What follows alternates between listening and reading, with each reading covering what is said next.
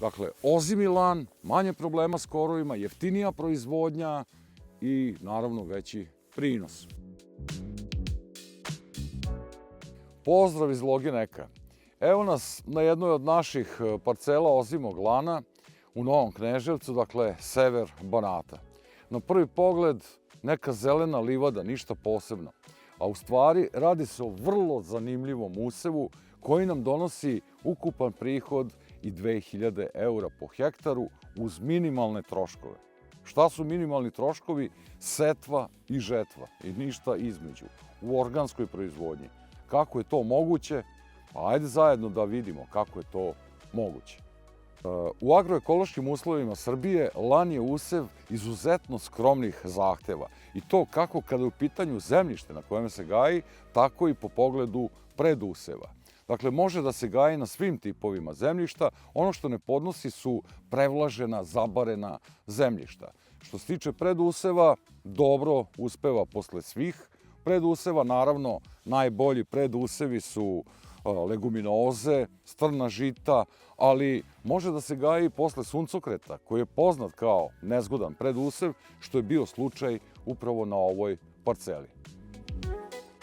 Osim toga, lan prinosom zrna iznosi relativno male količine azota, što je izuzetno važno za našu organsku livestock free proizvodnju. Pored toga, formira bujnu vegetativnu masu, dakle prinos žetvenih ostataka lana može biti i 9 tona suve materije.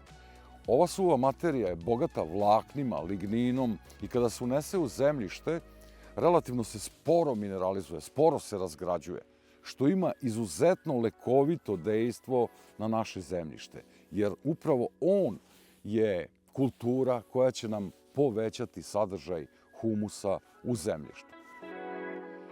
Ok, ajde da zajedno pogledamo kako izgleda naš usev lana sada, na samom početku prolećnog dela vegetacije, odnosno početkom aprila. Očigledno je da se radi o ozimom usevu. Pogledajte koliki je, potpuno je zatvorio parcelu, potpuno je zatvorio zemlju do sada, što znači da nećemo imati velikih izazova sa korovima. Nećemo imati velikih izazova sa korovima. Šta to znači? To ne znači da nećemo imati ni jedan korov na parceli, ali sigurno korov na ovoj parceli neće biti limitirajući faktor proizvodnje, odnosno neće uticati na smanjenje prinosa. To je osnovni razlog zašto idemo sa ozimom varijantom proizvodnje lana. Takođe, drugi razlog leži u tipu našeg zemljišta. Dakle, radi se o teškoj glini koja se u proleće sporo zagreva. I mi, evo, na početku aprila još uvek nismo počeli jare setve.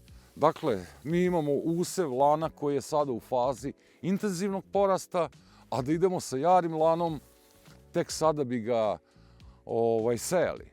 Dakle, neuporediva prednost ozimog useva nad jarom setvom i po pitanju izbegavanja sušnog perioda. Dakle, ozimi lan, manje problema s korovima, jeftinija proizvodnja i naravno veći prinos. Ovaj lan je ušao u zimu tačno kako treba, zahvaljujući našoj tehnologiji gajenja lana. Vidimo da ima 2 do 3 grane u proseku, što je odlično. Očekujemo onda dobar prinos. Ok, kako smo došli do ovakvog useva? Nakon žetve preduseva, kao što sam rekao, to je bio suncokret na ovoj parceli, uradili smo sitnjenje žetvenih ostataka koristeći malčer Ino Brežice Dominator i uradili smo jedno tanjiranje Vederstad Carrier tanjiračom. Imali smo u planu da uradimo još jedno tanjiranje kao predsetvenu pripremu, međutim, zbog prevlaženog zemljišta tanjirača je izvlačila krupne grudve iz dubine i odustali smo od toga, nego smo uradili direktno onda setvu. Za setvu lana koristili smo 75 kg semena po hektaru. Ovo seme je proizvedeno u Logineku, što takođe pozitivno utiče ne samo na finansijski efekat, odnosno profitabilnost ove proizvodnje, jer imali smo proizvođačke troškove za seme, već na taj način kontrolišemo i kvalitet samog semena lana. Tačno znamo šta smo posejali. Nakon setve uradili smo valjanje rebrastim dolbovaljkom kako bi seme lana imalo što bolji kontakt sa zemljištem i kako bi do nicanja došlo u što kraćem roku. Setva je obavljena 25. septembra. Nikao je u prvoj nedelji oktobra. I upravo zahvaljujući tome lan izgleda ovako moćno kao što vidimo na ovoj parceli danas. Zašto nam je toliko bitno da je setva obavljena u poslednjoj sedmici septembra i zašto toliko insistiramo na nicanju, da nicanje bude što pre? Pa cela naša tehnologija kontrole korova se zasniva upravo na tom momentu. Da obezbedimo da naš usev ima prednost nad korovima. Na taj način sistemski rešavamo pitanje korova bez ikakvih ulaganja. Dakle, optimalni rok, da li ste sejali u optimalnom roku ili van optimalnog roka, nema razlike u ceni koštanja setve. A efekat je neverovatno drugačiji. Zbog toga insistiramo na setvi 25. septembra u našim uslovima. Ranija setva od toga može dovesti do propadanja useva usled oštećenja od niskih temperatura tokom zime ako biljke lana budu prevelike, a kasnija setva od toga će dovesti do propadanja biljaka usled podlubljivanja i ulaze nerazvijene, nedovoljno razvijene u zimski period kada su osetljivije na niske temperature. Očekujemo da na ovom parceli mi nećemo imati ni jednu operaciju od setve do žetve. Znači, sledeća operacija ovde treba da bude žetva. Da li to znači da na svim našim usevima lana nemamo nikakve dodatne mere u kontroli korova? Ne znači. Imamo sjajnu mašinu Top Cut Collect, austrijski proizvođač Zurn. Ova mašina je opremljena džinovskom kosom, radni zahvat je 12 metara, ide iznad useva i šiša korov koji se nalazi iznad useva. Evo u ovom slučaju ova kapsela bi bila ošišana. Na taj način sprečavamo da nam oaza korova, koja ima takvu gustinu da može da oteža žetvu, da podigne vlagu požnjevenog semena lana, da uklonimo to sa parcele. Ali ono što je još važnije, na taj način uklanjamo generativne organe korova, uklanjamo cvetove, uklanjamo tek formirane plodove sa semenom korova, što nam smanjuje banku semena korova u našem zemljištu. I na taj način čistimo naše zemljište od korova na srednji i duži rok. Pozitivne efekte ovih mera osjećamo već sada u ovoj našoj 5. godini proizvodnje. Najzahtevniji moment u proizvodnji zrna lana je sama žetva. Specifičnost žetve lana ogleda se u tome što moramo sačekati da stabljika u potpunosti sazri. Da je stabljika zrela i spremna za žetvu prepoznaćemo po promeni boje. Dakle, u potpunosti stabljika mora imati brown boju. O čemu se radi? Stablo lana je bogato vlaknima koja su izuzetno čvrsta i koriste se za tkanine, za izradu tkanina.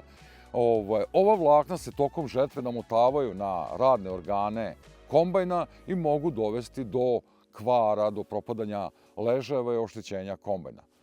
Ako smo sačekali pravi moment za žetvu, onda to više nije problem, nema oštećenja kombajna i stablo lana se može i sečkom kombajna dovoljno dobro usitniti da nam ne pravi problem za naredni usev.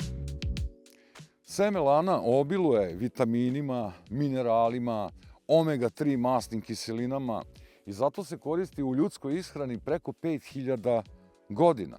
A u poslednje vreme sve češći je deo savremenih proteinskih obroka. I sad onaj najzanimljiviji deo, kako mi dolazimo do 2000 eura po hektaru, a prosječan prinos nam je nešto ispod 1500 kilograma po hektaru. Da li je to sve tako lako i jednostavno? Pa nije. Zašto? Nije. Zato što ne zavisi sve samo od proizvodnje na parceli, ne zavisi samo od vašeg zemljišta, tehnologije proizvodnje i vremenskih uslova, zavisi i od sertifikacije. Da li ste na vreme uradili sertifikaciju vaše organske proizvodnje?